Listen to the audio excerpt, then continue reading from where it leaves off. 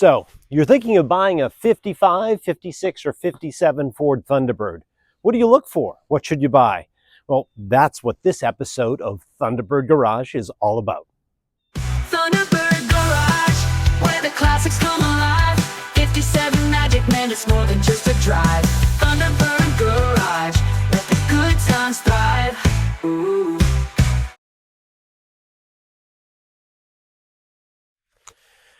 So a viewer recently asked me about putting together a video that would help you understand what to purchase when you're looking at an early bird, 1955, 56, or 57 Thunderbird. So before the weather gets too cold, and it is pretty cold right now, I figured I'd give you a quick overview of some of the things you may want to look for if you're looking at one of these cars. I'm going to start from the front to the back of the car, deal with interior stuff as well, but maybe let's just start at the front and in the engine compartment. So let's start at the front of the engine compartment and work back. Looking at the radiator setup, one of the things that a 55, 56, or 57 Thunderbird will have probably done at some point in its life is overheat. These things were notorious for getting hot. The Y-block, really good engine, but it's got some idiosyncrasies, and if it's not kept in really good shape or rebuilt, it'll tend to build up plaque in its arteries in where the water goes throughout the engine jacket, as well as just some deficiencies in the water pump and thermostats and stuff like that. So look at the front end. How's the radiator been treated? Has that been rebuilt? Is it an original copper radiator? Mine blew a seal when it overheated in the front of the engine, or the front of the radiator. But as you can see, I've replaced mine. And if you're looking for originality, do you want that? A truly original car will have an original radiator, original shroud, perhaps stampings that say Ford Motor Company on the hoses, things like that. They'll have different hose clamps here. They'll have the original hose clamps versus some of these more modern that are just easier to get on and off for my purposes. But think about that. So it's important to understand what you're looking for, a very original car or something that maybe has been changed to operate a little more efficiently. So as we move back here, one of the things that you'll look at is this pulley here. Is it a smaller pulley or the original sized pulley for the water pump?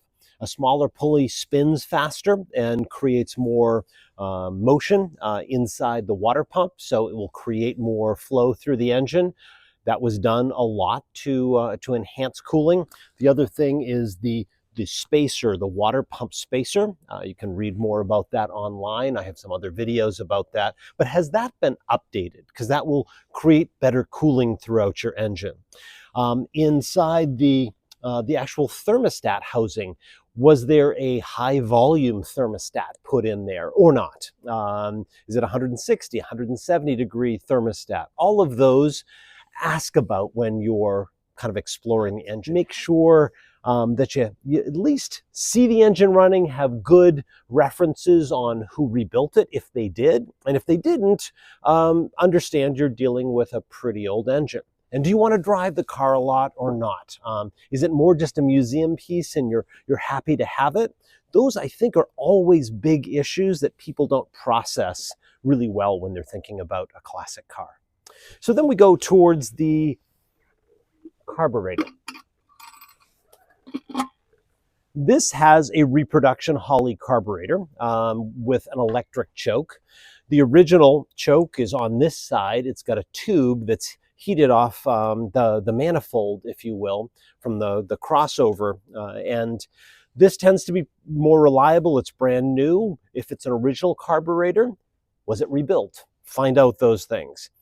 I have removed my spacer. Look for a spacer in between the carburetor and the actual manifold itself. There's typically a half-inch spacer there to prevent kind of the vapor lock that happens when things get really hot in the engine compartment, which, remember, happens a lot in these cars.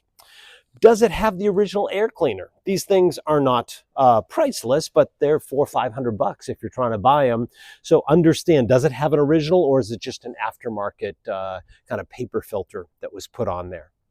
Also think about things like the ignition system. Is it the original points and condenser? Those can be kind of and I know not everyone agrees with me on that, but I love Petronix, and Petronix is a little unit that converts your distributor to an electronic ignition, and typically requires a higher voltage coil on that. And you can see the resistor that over here has been removed, or maybe you can't from your angle, but is there still a resistor there? Things like that.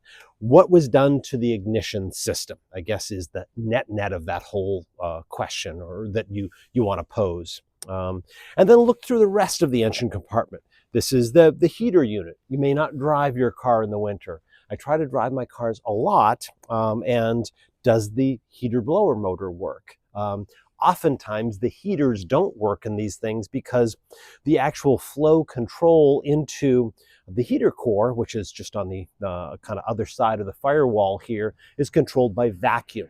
Vacuum is a huge issue for these engines, and I'll show you where to kind of look at that. But on top of the fuel pump, there is a secondary vacuum pump on the original fuel pumps, so that you've got vacuum that powers both the original windshield wipers and has your car been converted to electric windshield wipers, or is it the original vacuum? If it's the original vacuum, don't ever plan on driving your car in the rain, because they're horribly inefficient, especially as things dry out. So heater and the windshield wipers tend to be things you want to look at and be cognizant of, especially if they're vacuum powered and original. So switching things up to show you this side of the engine compartment. Battery tray. Does it have an original battery? This is the 29NF, which is the narrow Ford battery. Oftentimes people will take the batteries, put them in the trunk, and run wires out to the actual starter and starter solenoid. So what is that? Has that been changed? The brakes. This is a power brake car, and normally these cars had 4 drum brakes all around, which are fine, but if you're doing a lot of driving or highway driving, you just sort of need to be aware of what that braking is like. And a lot of folks have now, or have been more recently over the past 10 years, been converting to disc brakes in the front. This car has had a change or a modification to the braking system. There's a dual master cylinder, not a single one. So you've got sort of a front and rear set of brakes in case one fails. You got the other. It was all kind of one brake reservoir here from the factory. So what are the brakes? Have there been changes done? And if it's a power brake system, this is the Midland Power Brake Booster. And is it working properly? Should probably just go for a drive, see how those brakes work. And if it's a manual brake car, also drive that so you understand what that's like. There's probably more pedal effort than you've ever been used to. Because a lot of people see these cars and go, oh, they're so good looking. I want to drive something retro, but they don't realize that there is almost 70-year-old, maybe even a little older than that, technology involved in some of these things. So kind of understand what you've got for brakes. This also has power steering. Does your car have power steering, or the one you're looking at? If they don't, it can be really a good upper arm workout, but tough at slow speeds in a parking lot to park the thing. I had a 55 that had manual brakes and manual steering, and it was better than a gym membership, I found, for kind of using that, especially if you've gone from the original bias plies that tended to be very thin little tires, easier to rotate, to a radial that's maybe got a little bit bigger footprint and creates a little more drag when you're trying to turn that on the road. So those are some fast things. The other thing you can see, I've taken some wire loom, fabric wrap wire loom. People don't like to call it fabric wrap. I do, but I've wrapped a lot of the wiring to clean it up a little bit. The original wiring was all kind of wrapped in tape, literally all around the engine compartment. And oftentimes that dries out over time and doesn't look great, but check the quality of the wiring. If the wiring is the original harness, you're probably going to have a failure at some point for the car. So just understand that. Was the wiring harness changed? And then as you're thinking about wiring harness, all of the lights and electrics to the car. So headlights, blinkers, these headlights on this car were converted to LEDs. And I've changed most of, if not every bulb in this car to LED as well, which tends to have a lower draw kind of electrically, but also tends to be a lot brighter. The headlights on these things were not very bright at all, nor were any of the other bulbs. So just be aware of that if you're ever planning on driving at night. Once again, it goes back to, are you using this for fun around town, just in the summer? Are you going to drive it a little bit in some colder climates? Or is it merely a museum piece that's going to sit in your garage and you're going to be happy with that? That, I think, is the thing that I have to keep encouraging people to apply to their decisioning when they're thinking of an old car like this. And finally, one of the things you'll see I've removed are the vacuum lines that went down to the top of that vacuum pump on top of the fuel pump, because those typically powered the windshield wipers and that heater valve control. I don't do that. I've converted this. If you can see over in the corner over there, I've converted that, and it's in another video. I've converted this car to a manual heater control, which is much more effective. So just understand, if there's plumbing, there'd normally be some aluminum tubes going down to the fuel pump. And are those there? Are they missing? And how do we power those accessories? And what else? Does it have the original fuel filter? Oftentimes these are snipped off, and on cars that haven't been really kept very original, you'll see kind of a plastic inline fuel filter here. And what else? Well, I've changed the distributor on this car because these vacuum advances for the original distributors, and by the way, I've kept my original distributor, they're almost impossible to find. No one rebuilds them right. They'll tell you differently. You call all of them major names out there and they'll tell you, oh yeah, sure. But I found that they perform horribly, and I just got frustrated with literally calling every supplier, and no one understands anymore about those. So anyway, little pet peeve of mine. And one last thing I forgot is that if you have a 55 car, those were 6-volt batteries, 6-volt ignition systems, 6-volt distributors, coil, all of the accessories in the car. 56 and 57 used 12 volt. Oftentimes people converted their cars from 6 to 12 volt. I even did that when I was a teenager and I had a 55 and was trying to restore it. And you've got to do a whole lot of stuff to it. You got to get a new distributor, have to think about all the lights and instruments in the car and things like that. So have those been done if there is a conversion? But oftentimes that's done, and when it's done well, it can be a great addition to the car. But remember, if it is a 6-volt car, just some other stuff you're going to need to think about. They're oftentimes a little tougher to get the batteries for, maybe not for everybody, but I haven't found them always available. Oh, and that triggers one last thought. The generator or alternator. There are plenty of videos that I've done frustrated with my alternator conversion. Oftentimes, people converted these from generator to alternator because alternators were not used in cars in the 50s. They were really a 60s thing. So if your car has been converted over, that's great. How's the alternator working? Is it a one-wire alternator? Did they wire it into the idiot light or the generator light on the dashboard as well? Just make sure you understand that. But those are some things that you want to see, have those been done? All right, so now we will move on to another part of the car. You may see some drips underneath the car here on the driveway or the pavement, and those have happened over the past 6 months or so. I have a really slight rear main seal leak, which is absolutely commonplace in these cars. If you get a car that doesn't have a rear main seal leak, wait 3,500 miles and it'll be leaking again. Also transmission pan as well, and yeah, I mean, those are probably the biggest ones, but the rear main seal is oftentimes an issue with these cars. They had rope seals that originally in the 50s or 40s and 50s, they used asbestos fibers in those, which actually were pretty good.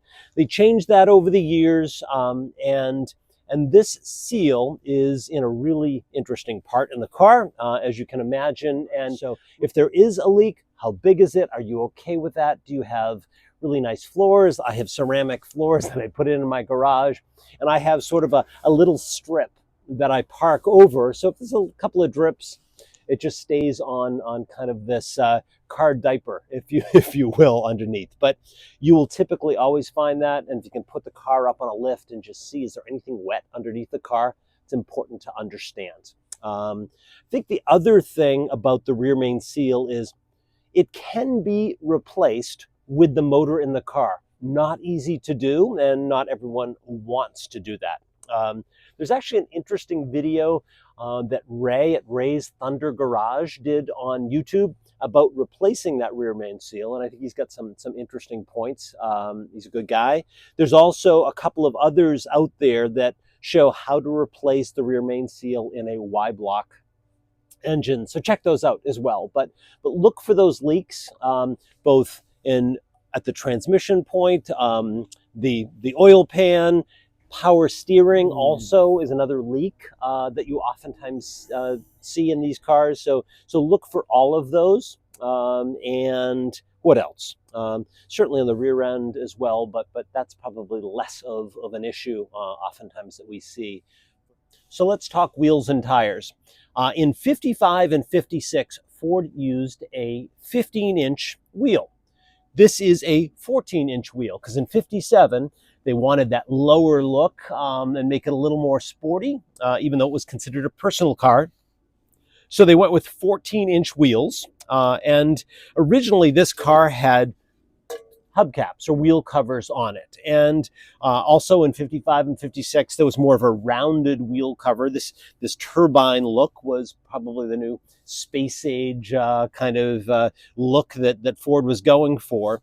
But this car has been converted, in addition to the disc brakes on the front here with an aftermarket kit. It has these, they call them replica Kelsey Hayes wire wheels. These are 15-inch, or these are 14-inch wheels. And a lot of people put 15 inchers on these things as well. But this is a 14-inch wire wheel that is aftermarket. And if you're looking for this look, which I happen to like a lot, even though they're really dirty right now, forgive me for that. I don't mind the turbine look, but the wire wheels, I think, kind of have a classiness to them and a dressiness to them. But these things can be expensive. I wanted to make sure that I had disc brakes installed in the car. I wanted air conditioning in the car aftermarket. I wanted the alternator or the alternator conversion. I wanted some things when I was buying the car, and I wanted these because to try to buy these new and to do wheels and tire setup, you may be talking $4,000 or $5,000+ just for that. So that's something to look for if you're buying one of these cars and you want this look. Try to get it with them already on the car. When you're looking at the cosmetics of the car, there's probably 3 or 4 things that I think you should be focused on. One is quality of chrome. The other one is quality of bodywork, quality of paint, and then fit and finish. So when you look at how the doors close, and with the top on, you'll see this doesn't always close quite right, so I have to kind of push it a little bit more, and the rubber seal sort of tries to keep it out a little. But look at that. It closes better with the hard top than the soft top on this car, but be aware of that. Look at the body lines too. This had pretty well done body work when I got it, and a new paint job as of 2016. But what is the quality of the paint? Post-pandemic, and we've all seen inflation, but there is a massive inflation in quality paintwork and bodywork. And there aren't a lot of folks that know how to paint these properly anymore. So look for a good paint job. And once again, look for good body line here. Also around the vents here, how are the seals? Are the seals fresh? Is the rubber on the car fresh? Is there any rust in there? Oftentimes you see rust in here, as well as underneath along the doors here. How solid is the metal there? Oftentimes there's patch panels that you can get for that, but the frame rails, the undersides of the doors and the rockers, and then also back in the back part of the fender as well. Is that all original metal? Has that been replaced? And if it's been patched, how well was that patched? Those are all things to be concerned about because bodywork is getting so expensive right now. But one of the good things that's happening is these things are not going up in value the way they used to. So you can actually get a car that was restored 10, 15 years ago that might have lost 5, 10 grand in value. And you may be able to pick up a great paint job. I think I did that when I got this, 10 months ago, something like that. But those are things you want to look at. The other thing is chrome around, if you have the soft top or around the windows here, the mirrors, even these kind of hash marks on the side of the car. Is it pitted or not? Once again, you can find a lot of this stuff aftermarket. Or you could try to get it rechromed, although rechroming today is very, very difficult to do because of environmental regs. You just can't get a lot of it done. So look for stuff that has already been fixed or repaired. And then once again, rubber around the doors, along the dog leg here, inside. There's also rubberized moldings here. And then look at the actual door itself. I'll take you around so you can see that. What is the quality of the paint around here and the actual body? Is it solid? I was looking at a car online, and you may have seen my video where I said I bought this car without ever having gone to see it. But I was looking at another one, and with phones and cameras, they can get really good images sent to you. And this guy had a seemingly great car, but there was some rot in here that had been not addressed very well, and he accidentally included that in one of his photos. And I killed the deal as a result of that, and he was not happy, but I was happy that I was able to catch that just from the quality of the photos. The engine turned material here and the trim, what condition is that? The actual door handles and the little plastic spacers that are in there. Power windows, does it have power windows or not? Do they go up and down appropriately? How are the condition of the wind wings up here? And then as we move in, the dashboard itself, look at the instruments. Chances are your clock won't be working. Hopefully everything else is in the car you're looking at. That's really important as well.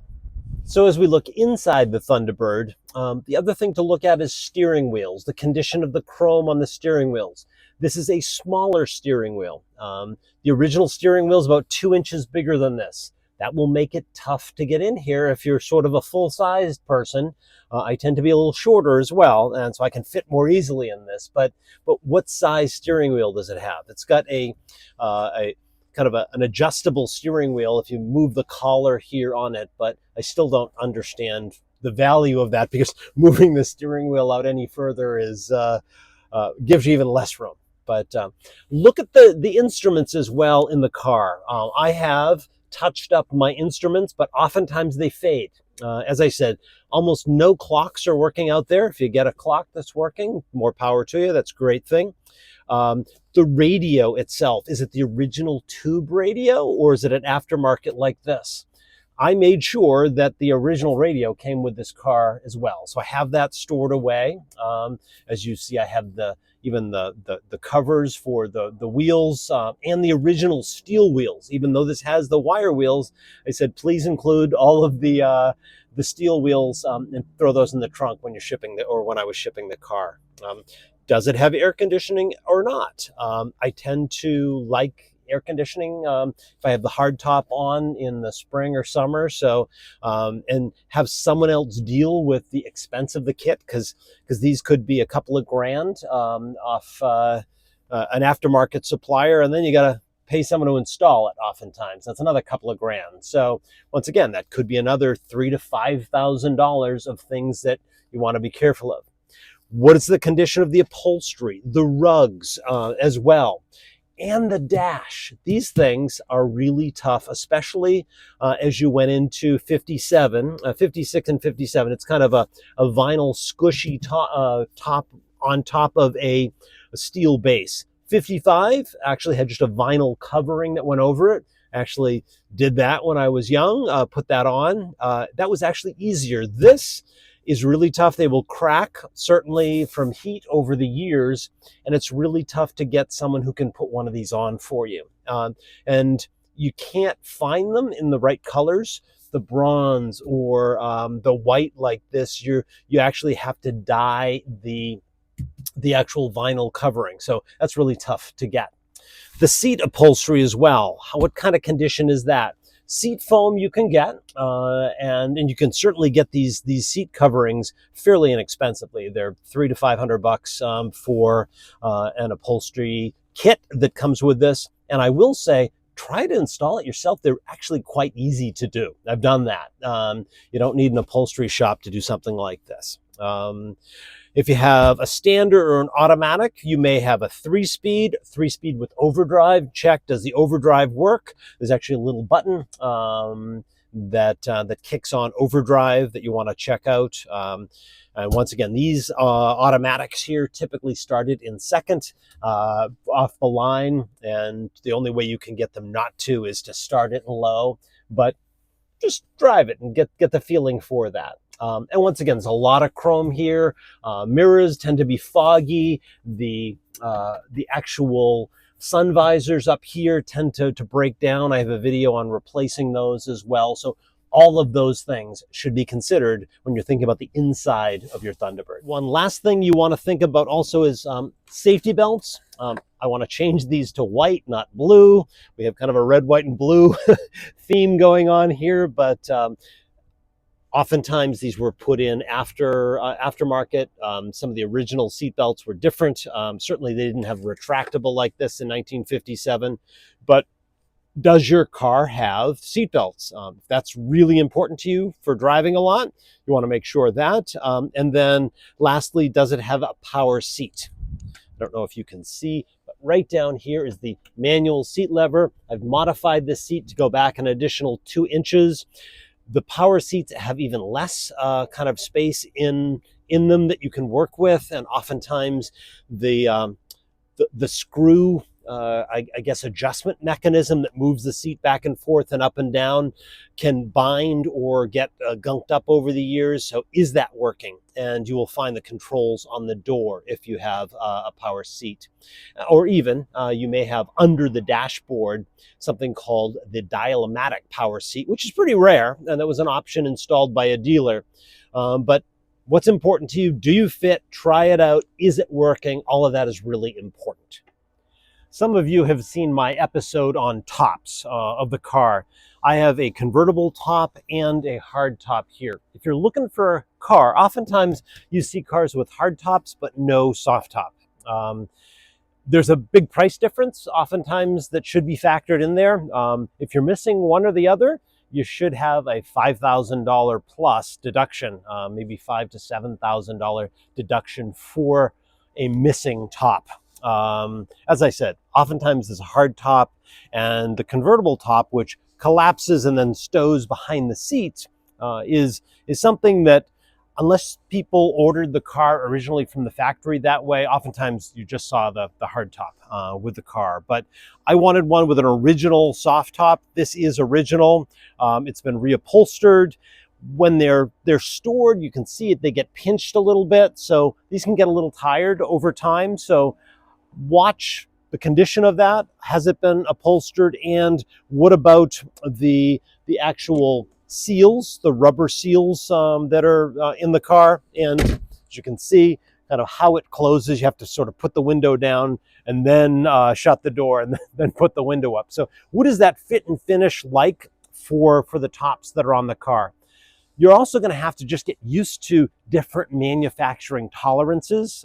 It's not a car that was built in 2024, 2025, 2026. It's a car that's going to have some idiosyncrasies, and especially over time, you won't have the same type of perfection and tolerances that you have in a modern car. So just word to the wise for a buyer. And then once again, just look at the whole length of the car as you're looking down the side, stand behind the taillights. Are there any warping or bubbling or anything that just doesn't look like it lines up right? Those are warning signs for the body panels. And then we can look at the back here as well. As you look down the side of the car, once again, the lines of the car are important. Also, when it comes to fender skirts, there's a rubber kind of gasket that sits there. There's chrome on the fender skirts. There are some hooks that go into some other hooks that are mounted to the body. Oftentimes, if there's been rust back here, people didn't fix the fender skirt kind of hooks appropriately, so there may be mismatched body panels or things that just don't line up.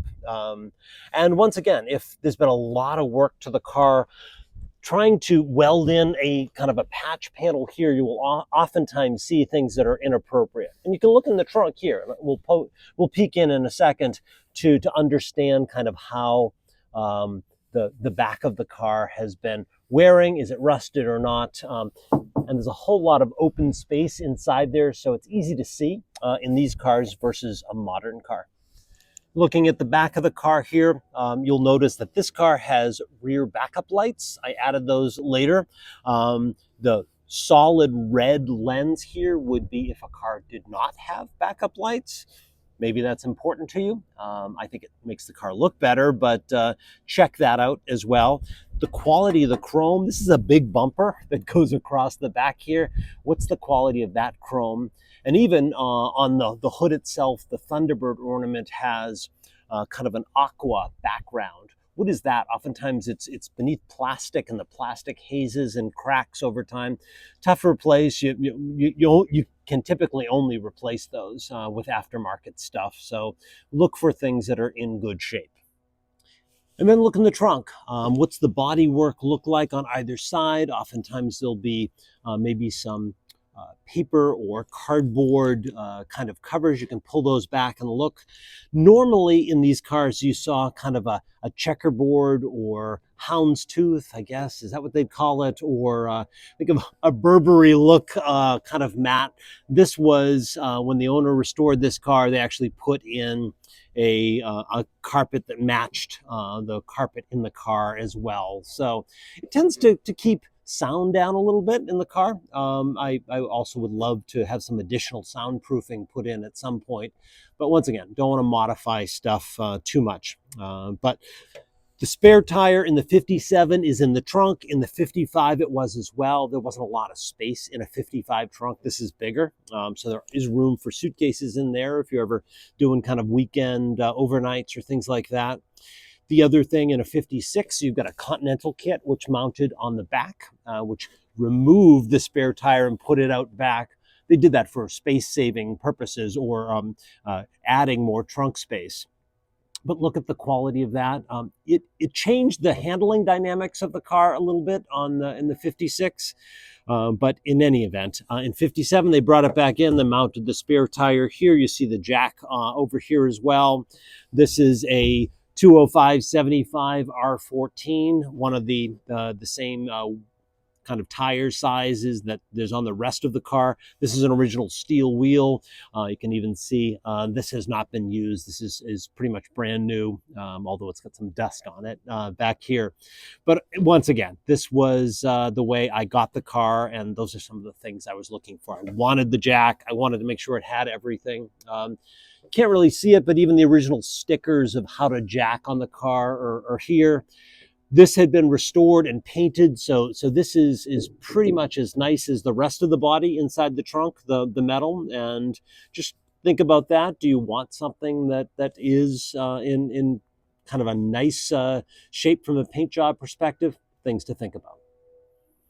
I'm sure there are a lot of other things that you probably can think about that are worth pondering or exploring before you buy 1955, 56, or 57 Thunderbird. They're fun cars. They don't drive like a modern car, so just be aware of that.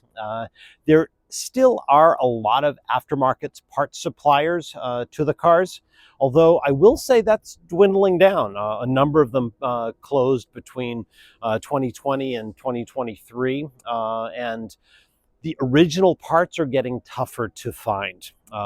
On the flip side, there are a number of cars, older folks that have either passed away or are sort of no longer wanting to participate in the hobby anymore, are selling their cars. And they may have restored them. Oftentimes we saw kind of 2006 up until the great financial recession in 2009-10. A lot of cars were being restored about that time, and those are coming on the market now. Oftentimes they've been painted and rebuilt, like this one here, and they make a great bargain.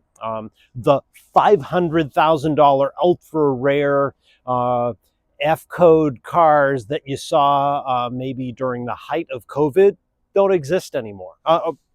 I'm sure people will challenge me on that, but I've seen an F-code that was going for 350 go for 140 that a guy I know purchased. And the Amos Minter perfectly restored stuff that was going for amazing dollars is not anymore. And that's not a slight on anybody or the cars. There's just a lot of folks that are getting older now, and they remember these cars, but the Gen Zs, the millennials, and even the Gen Xers may have more of affinity to 70s, 80s, and 90s cars than they would to the 50s cars. So that can be playing into your favor if you're thinking about buying a car. But remember, my advice is look for a car that perhaps has had some improved wheels, handling, front and rear sway bars, maybe updated carburetors. You'll even see some fuel injection on some of these things. I love air conditioning on my cars, maybe the LED, paint job that's in good shape, not a lot of body work, straight body, and once again, tops and wheels are huge from a cost perspective. $5,000, $5,000, $5,000 can be a big deal if you're thinking about, oh my gosh, a couple of those are not included in the deal you're thinking of. So that's my long-winded unpacking of things that I've thought of when I'm looking at a car. If you've got some better suggestions, put them below the video. I'd love to hear from you. Thanks again.